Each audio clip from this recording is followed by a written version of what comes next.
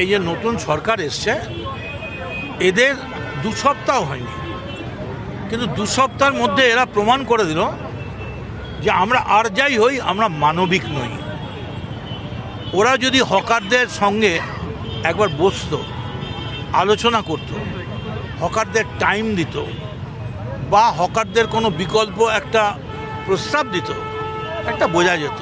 তা না করে হঠাৎ এসে বুলডোজ করলেন, এটা ঠিক না। আপনারা তো এই হকাররাও হয়তো অনেকে আপনাদের ভোট দিয়েছে, এই হকাররাও তারা নিরপেক্ষ, তারা বাংলার মানুষ, তাদের গণতান্ত্রিক অধিকার আছে। আমরা আজকে এখানে এসেছি, মমতা ব্যানার্জি কখনো পুনর্বাসন ছাড়া হকার উচ্ছেদের পক্ষে ছিলেন না। আমরা খুব শান্ত মনে যেটা বলতে চাইছি শুভেন্দুবাবুকে, এটা ঠিক যে শুভেন্দুবাবু নন্দীগ্রামে জিতেছেন, কিন্তু উনি ভুলে গেছেন ভারতবর্ষের সংবিধান অনুযায়ী, আম্বেদকরের সংবিধান অনুযায়ী উনিও একজন এমএলএ, আমিও একজন এমএলএ। আমার সঙ্গে দাঁড়িয়েছিলেন এতক্ষণ অশোক দেব, 8 বারের এমএলএ। ফলে স্ট্যাটাসটা কিন্তু সবারই এমএলএ। আমি ফুটপাতে, আপনি হেলিকপ্টারে, এটা কি ভালো দেখাচ্ছে?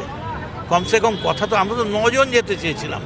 তার মানে আপনারা বলছেন তৃণমূল কংগ্রেসকে আপনারা এখনও এতটাই ভয় পান যে মাত্র 9 জন গিয়ে দেখা করতে চাইলে।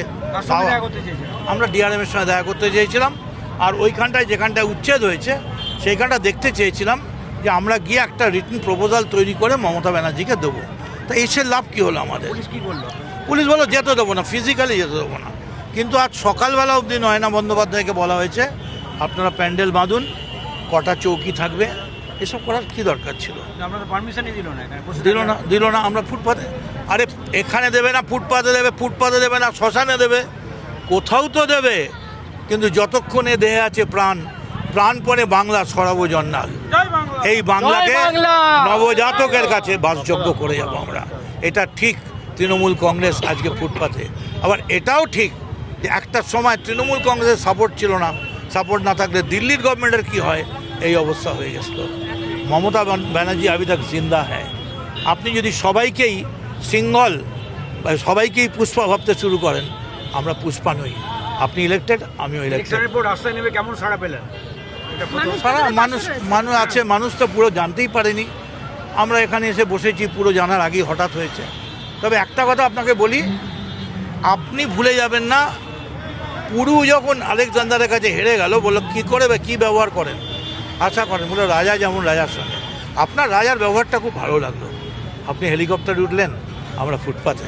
তবে এটা আমার জীবনে একটা থাকবে এই ছবিটা, যে প্রাচীর সামনে ফুটপাতে বসে আছে 4 বারের এমএলএ মদন মিত্র, সর্বভারতীয়। সব থেকে বড়ো কথা, আমি যখন স্টেট তৃণমূল যুব কংগ্রেসের প্রেসিডেন্ট, শুভেন্দু তখন মেদিনীপুর তৃণমূল যুব কংগ্রেসের প্রেসিডেন্ট।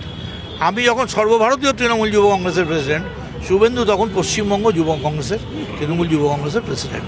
আমার আর কোনো মন্তব্য নেই, শুধু এইটুকুনি মন্তব্য, বি মানবিক।